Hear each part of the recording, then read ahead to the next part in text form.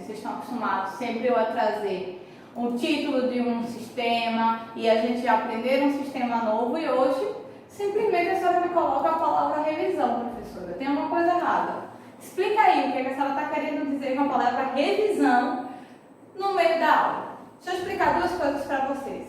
A gente está entrando em mais uma semana de atividades, ou seja, de exercícios avaliativos. E aí o que foi que eu fiz? Hoje eu estou trazendo para vocês uma revisão dos 4 conteúdos que a gente já trabalhou sobre a organização sistêmica, que são os conteúdos que vão cair nessa nossa atividade avaliativa. Então vamos revisar, vamos dar uma olhada, vamos rever, para que vocês relembrem os primeiros conteúdos, que foi sistema respiratório, sistema digestório, que estão há 4 semanas atrás. E aí, eu trazendo agora para vocês vão revisar, vocês vão relembrar. Eu sei que vocês sabem, eu sei que vocês estão estudando, eu sei que meus 6º anos não me decepcionam. Mas, para a gente ter uma aulinha a mais sobre tudo juntinho, para a gente entender as ligações que os sistemas fazem. Porque vocês lembram que sempre que eu falava de um sistema novo, eu vinha e trazia algum órgão do outro sistema, do sistema anterior, e falava, tem uma ligação, tem um link, tem uma questão que a gente vai falar sobre o sistema digestório, e de lá na frente o sistema respiratório precisa dele, o sistema circulatório voltou lá para o sistema digestório, o primeiro sistema que a gente trabalhou. Então, por isso que hoje não temos assunto novo. Vocês devem estar pensando, não tem assunto novo. Né? Não temos assunto novo. Temos assunto velho, que não é velho, mas de uma forma mais resumida, para que a gente consiga revisar, para que a gente consiga rever, para que a gente consiga trabalhar eles, fazendo um link e ao mesmo tempo relembrando esses assuntos que vão cair na nossa próxima atividade e que a gente precisa saber responder. Então, eu quero todo mundo preparado, todo mundo caneta, um caderno, com as anotações anteriores, se quiser acrescentar alguma coisa, porque como eu disse, não vamos ver nada de novo, mas também não vai ser coisas só que a gente já viu. Pode ser que eu traga uma informação a mais, pode ser que eu faça uma ligação que eu não tinha feito antes, e eu quero todo mundo bem ligadinho que a gente vai rever digestório, respiratório, circulatório e excretor. E os outros, professora? E o esquelético e o muscular? A senhora já trabalhou, porque a senhora não vai falar deles? Eles ficam, para um próximo momento. Por enquanto, vamos rever esses 4. Preste atenção, vamos de revisão. Quem é o primeiro? Sistema digestório. Lembra que o sistema digestório foi o primeiro sistema que a gente trabalhou? Quando a gente saiu de tecidos, quando a gente terminou de trabalhar células, que entrou em tecidos, que saiu de tecidos, que falou de sistema, quem foi que apareceu? Foi o sistema digestório. Foi o primeiro sistema que apareceu, o primeiro sistema que a gente trabalhou. E é aí que a gente vai ver ele de uma forma mais sintetizada. Vocês lembram que quando eu trouxe ele, algumas semanas atrás, eu trouxe eles em vários slides. Eles agora vão vir em slides menores, com um pouco menos de informação, porque a gente está fazendo o que, pessoal? A gente está revisando. Então, vamos entender os pontos que eu trouxe para vocês. Primeiro, eu trouxe quais são os processos e qual é a importância do sistema digestório. Primeiro, a digestão em si, que é um conjunto de transformações que o alimento vai passar, que ele vai sair do contexto de alimento. Ele vai entrar no contexto do bolo alimentar e ele vai entrar no contexto do bolo fecal. Lembra que eu fiz essas 3 ligações para vocês? O alimento, aquele que é introduzido na boca, o bolo alimentar, que é o alimento que já foi triturado, amassado, que ele passou por todo um processo de quebra de moléculas, e essas quebras de moléculas geraram o que a gente chama de bolo alimentar.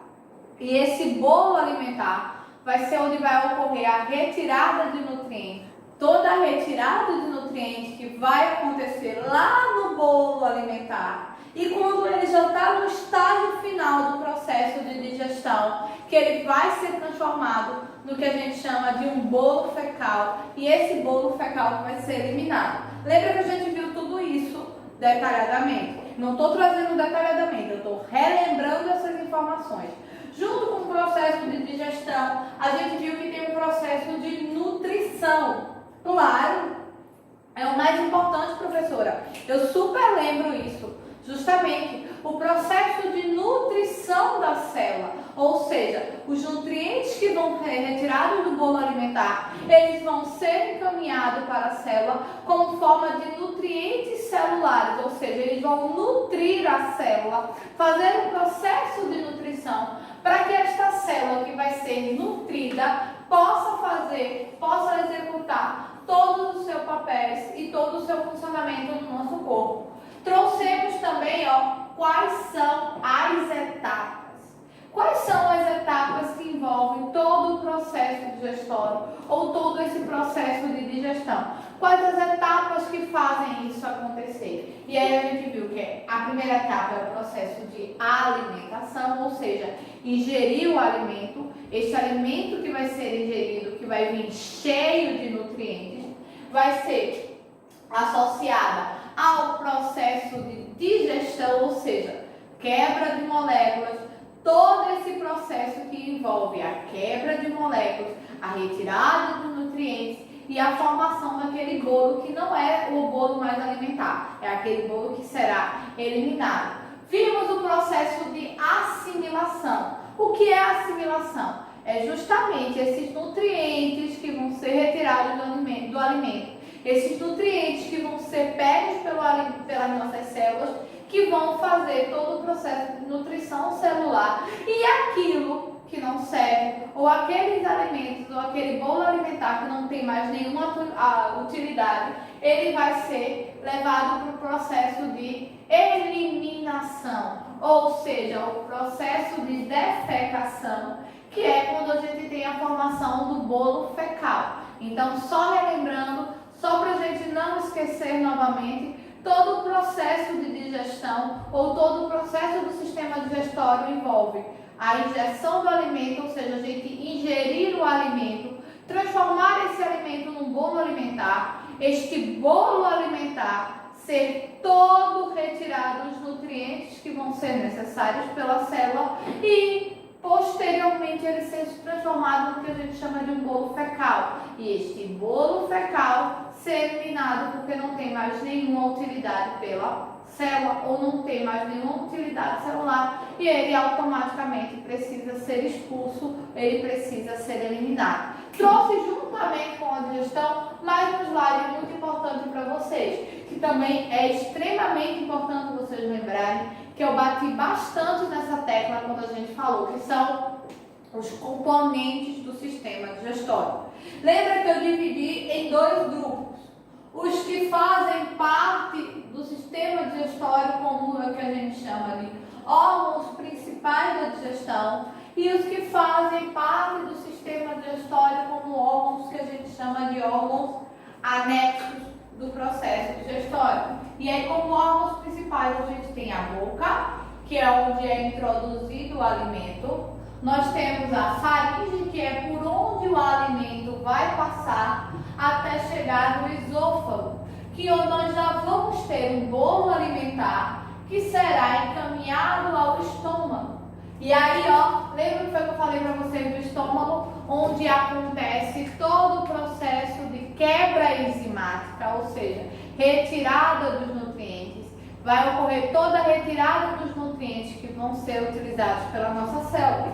E aí a gente chega no conjunto intestinal. Primeiro, o que a gente chama de intestino delgado, a última fase do bolo alimentar, onde as últimas células alimentares ou as últimas moléculas alimentares estão sendo retiradas para chegar no intestino grosso.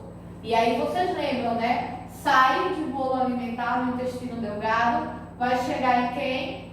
Bolo fecal no intestino grosso. É aqui, onde a gente transforma em bolo fecal e passa pelo processo de eliminação. E aí vamos para os que são anexos. Lembra que foi que eu falei sobre órgãos anexos, né? Quando eu falo para vocês em órgãos anexos, são órgãos que auxiliam no processo digestório.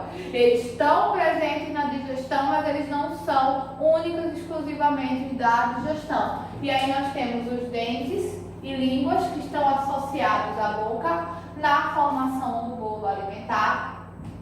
Nós temos as glândulas salivares que vão formar a saliva que vai unir os alimentos que estão sendo quebrados.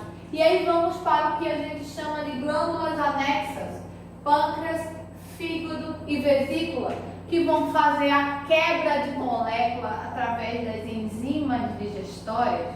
Quebra de molécula através das enzimas digestórias. E aí a gente tem um resumão daquilo que a gente viu sobre o sistema digestório. A importância, como acontece, quais órgãos fazem parte desse processo que é chamado de sistema digestório. E aí a gente saiu do digestório. E quem lembra, Laura? Tu lembra para qual a gente foi? A gente foi para qual? Sistema respiratório. Isso mesmo, Nakaru.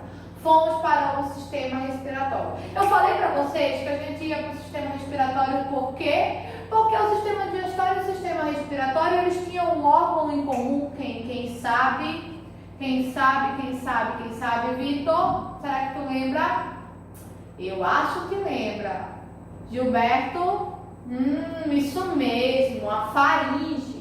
Aquele tubo que a gente falou, lembra? Aquele tubo que a gente falou sobre as nossas conferências, que era um tubo de ligação entre o sistema digestório e o sistema respiratório, porque era o mesmo canal, só que um levava até a traqueia e o outro leva até o esôfago. Por isso que a gente tem o sistema respiratório como segundo organização sistêmica que a gente trabalha.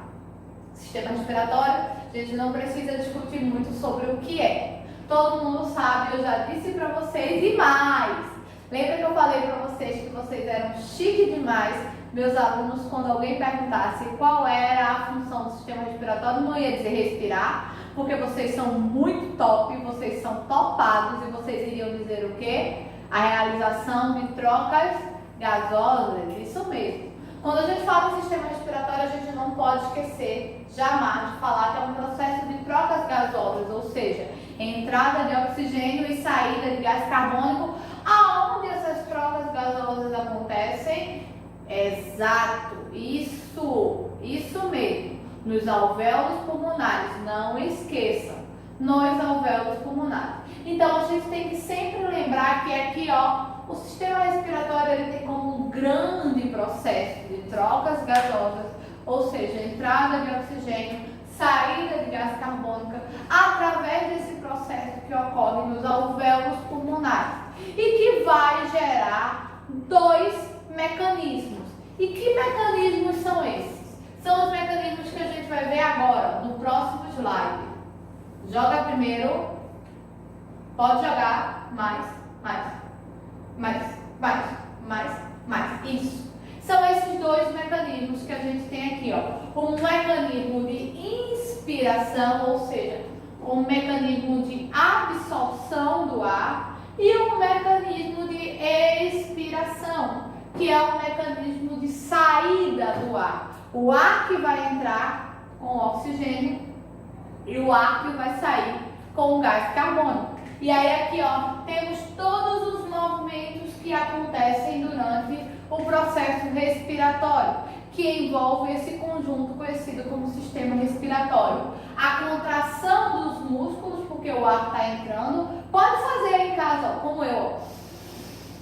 Os músculos estão contraindo, a nossa caixa torácica, que é essa região aqui, vai aumentar, porque a gente está contraindo os músculos e está enchendo o ar, está enchendo o pulmão de ar.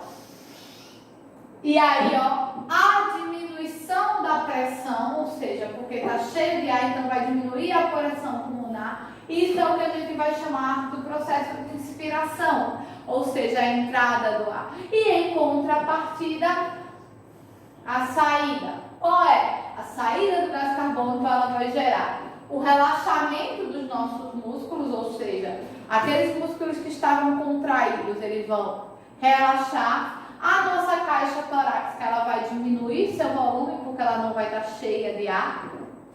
E a pressão pulmonar ela vai aumentar, tá vazio. Então vai haver uma diminuição na caixa torácica porque o volume do pulmão vai diminuir e a pressão intrapulmonar vai acabar aumentando. Então, o processo respiratório ou o sistema respiratório, como a gente viu, vai gerar esses dois movimentos. O movimento que a gente chama de movimento de inspiração e o movimento que a gente chama de movimento de expiração, que envolve toda aquela organização onde a gente vai encontrar as fossas nasais, a faringe, a laringe, a traqueia, os brônquios, os bronquíolos, os pulmões e os alvéolos pulmonares como órgãos que fazem todo esse conjunto respiratório, ou seja, todo esse processo de entrada de oxigênio e saída de gás carbônico. Valendo lembrar, valendo ressaltar uma coisa que a gente discutiu quando falou-se sobre o sistema respiratório. Sempre a entrada de ar pelo nariz ou a entrada de ar pelas fossas nasais. Quem lembra por quê? Quem lembra? Acho que todo mundo lembra, porque a gente tem o quê? A nossa barreira protetora, que são nossos pelos, que fazem justamente esse processo de proteção para que os corpos estranhos ou os organismos invasores, conhecidos como bactérias e vírus, não venham adentrar em grande quantidade, eles sejam inicialmente barrados ou eles sejam inicialmente bloqueados neste processo. E aí, ó, a gente viu quantos? Mais um. Já chegamos em duas organizações sistêmicas. Duas organizações sistêmicas que se interligam quando a gente fala em sistema digestório e quando a gente fala em sistema respiratório. Seja pelo órgão, que é o órgão em comum, que a gente está falando sobre a faringe, seja pelos processos que envolvem tanto o sistema digestório quanto os processos que envolvem o sistema respiratório. Saindo do sistema respiratório, a gente foi para mais um sistema. Eu acho que este, ninguém vai lembrar. Esse vai ser difícil. Lembro-me também que quando eu falei sobre ele, eu disse que ele tinha várias nomenclaturas. Quando a gente fosse procurar na literatura, a gente pode encontrar ele como sistema cardiovascular, a gente pode encontrar ele como sistema sanguíneo, ou a gente pode encontrar ele como sistema circulatório. Exatamente. Falei que a gente tinha essas três nomenclaturas, ou esses três nomes que a gente poderia adotar quando a gente fosse falar sobre o sistema circulatório. Ou quando a gente fosse falar sobre o processo de circulação do sangue. Exato, processo de circulação do sangue. Lembrei, professora, lembrei que a senhora falou sobre o sangue, que por sinal era o principal elemento quando se falava em sistema circulatório. Exatamente isso. Vocês estão, ó, afiados, vocês estão tinindo, vão fazer de letra essa atividade. Não vou ter nem o que me preocupar. Mas antes, vamos dar uma relembrada nos componentes do sangue? Não estão aqui. Você vai relembrar comigo aí, ó, no seu caderno e nas coisas que eu vou falar agora. Quem lembra? O sangue ele tinha como componente o plasma, os glóbulos vermelhos e os glóbulos brancos. Exato, muito bem, todo mundo lembrando. Mas e qual era a função? Qual era o papel? Como é que eles funcionam no processo de formação do sangue? Quem lembra? Dole 1, dole 2, dole 3, todo mundo lembra, né? Então vamos relembrar aqui, só falando para ficar aquela nossa interação. O plasma, ele é o principal componente do sangue e ele tem 90% de sua composição com relação ao quê? A água. Isso. E os outros 10? Os outros 10 são justamente os nutrientes. E isso mesmo, professora, lembrei. É isso mesmo. Os nutrientes que vão para as células são justamente aqueles elementos nutrientes nutritivos que são encaminhados através do sangue para a célula estão lá nos 10% que compõem o plasma, junto com os 90% de água. E aí nós temos os glóbulos vermelhos, conhecidos como hemácias. Os glóbulos vermelhos conhecidos como hemácias, que são o quê? Responsáveis pela coloração vermelha do sangue. É isso mesmo, minha gente. Essa coloração vermelha que a gente tem no sangue, a gente tem a responsabilidade dos glóbulos vermelhos. E aí vimos também que tinha quem? Os glóbulos brancos, que são as células de defesa do sangue. São justamente elas que vão proteger o sangue contra qualquer organismo que venha a tentar infectar esse sangue ou que venha a tentar trazer qualquer problema para o sangue. Então a gente sabe que tem o plasma, os glóbulos vermelhos e tem quem? Os glóbulos brancos como componentes ou como elementos do sangue. E aí, trouxe para vocês como é que é a constituição do sistema circulatório em si. Ele tem como constituição o coração, óbvio, claro. É onde sai o quê? Onde ocorre o processo de bombeamento sanguíneo. E junto com o coração, ele tem quem? Os vasos sanguíneos, que é por onde vai passar o sangue. E a gente viu que são divididos em 3: veias, artérias e capilares. E a gente viu que esse processo de divisão entre veias, artérias e capilares está justamente relacionado ao fluxo de sangue, ou seja, a quantidade de sangue que vai passar, quanto sangue vai passar por cada um desses vasos. A gente viu que as artérias é onde vai ter a maior passagem sanguínea, a mais espessa, é a que sai justamente do coração, onde sai o maior bombeamento de sangue. A gente viu que as veias, elas já são menores, elas já são um pouco mais finas e elas já conseguem alcançar grandes extremidades corpóreas e elas continuam tendo um bom fluxo sanguíneo. E por fim, a gente viu a questão dos capilares. Os capilares são os vasos mais finos que nós temos com relação ao fluxo sanguíneo, e eles são os vasos mais finos porque eles conseguem adentrar ou eles conseguem chegar em regiões mais extremas com relação a esse fluxo. E aí eu trouxe outra coisa para vocês também com relação ao circulatório. Vamos ver? E aí como ocorre o transporte de nutrientes, que são os responsáveis justamente pela nutrição celular. E são através dos vasos, das veias, artérias e capilares, que fazem o fluxo do sangue, que vão fazer o transporte dos nutrientes, que vão estar onde? Lá no plasma sanguíneo, exatamente. Todo mundo relembrando, todo mundo olhando lá no caderno, nessa grande revisão que a gente está fazendo. E trouxe outro elemento que a gente também viu, quem lembra?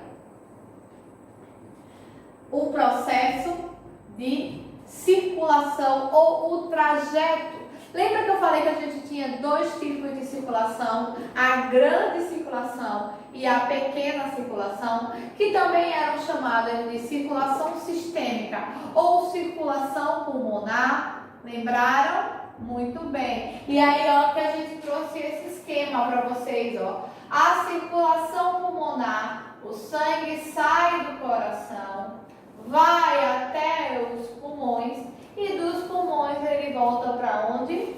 Para o coração, que é chamada de pequena circulação ou circulação pulmonar. Já na sistêmica, a gente viu que o sangue ele sai do coração, vai por todo o corpo e volta para o coração, que a gente sabe que é chamada de grande circulação ou circulação sistêmica, porque passa por todos os sistemas. Lembraram? Muito bem, isso aí, lembraram, né? E esses são os 2 tipos de circulação que a gente tem, e essas são as características que a gente viu com relação ao nosso sistema circulatório. Saindo do sistema circulatório, a gente foi para onde? Eliminação de produtos da atividade celular. Isso nos lembra quem? sistema excretor. Isso aí, coloca aí. Nosso último sistema de revisão hoje. Quem lembra do sistema excretor? Quero ver todo mundo levantando a mão e dizendo eu. Isso mesmo. A gente viu que o sistema excretor é um sistema que faz o processo de excreta de substância, ou que a gente chama de eliminação de substância. E essa excreta de substância ou eliminação de substâncias que são proeminentes da atividade celular, ela pode acontecer de duas formas. Duas não, três. Através do processo respiratório, que é uma atividade pulmonar, através da urina e também através do que? Do suor, que são as glândulas sudoríparas. E aí foi justamente isso que a gente viu no primeiro momento do sistema excretor. E aí qual foi o segundo momento do sistema excretor que a gente viu? O segundo momento do sistema excretor que a gente viu foi Foi justamente aqui, ó, o sistema urinário que está dentro do processo de excreção, que é a maior organização sistêmica com relação à eliminação ou com relação ao processo de excreta, que é composto pelos dois rins, aqui ó, os dois rins, os dois ureteres, e aí aqui ó vem a bexiga urinária e a uretra, que faz justamente esse processo de limpeza, ou seja, filtragem do sangue para a retirada ou a eliminação dessas substâncias e essas substâncias serem formadas ou serem transformadas em urina, que vão ser excretadas através do nosso sistema urinário, que faz parte do sistema excretor. E aí eu trouxe para finalizar, pode jogar? Isso. Aqui, ó, todas as etapas que levam à formação da urina, que é o principal agente quando a gente fala em sistema excretor, o principal elemento que vai nos dar essa base, ou que vai nos dar esse entendimento do que é a excreção, conhecida como o processo de eliminação de substâncias tóxicas às nossas células. E aí eu espero sinceramente que com este resumão que a gente fez, você tenha relembrado sistema digestório, sistema respiratório, sistema circulatório e sistema excretor. E tenham entendido que esses quatro sistemas juntos, eles são os quatro primeiros sistemas de fundamental importância para o nosso funcionamento, a nossa organização sistêmica. E se mesmo assim ainda bateu dúvida, mesmo assim você lembrou alguma coisa na época que estudou esses sistemas, esqueceu, quando a gente se encontrar nas nossas conferências, pergunta lá, ou então ó, coloca aqui nos comentários, ou então coloca lá nos e-mails que vocês mandam com as atividades, que a gente ó, vai fazer essa troca de informação desse conteúdo que é extremamente importante, que a gente já está revendo eles pela segunda vez. Eu espero que vocês tenham gostado, eu espero que vocês tenham entendido, e a gente ó, se encontra na próxima aula com mais novidades. Eu daqui e vocês daí.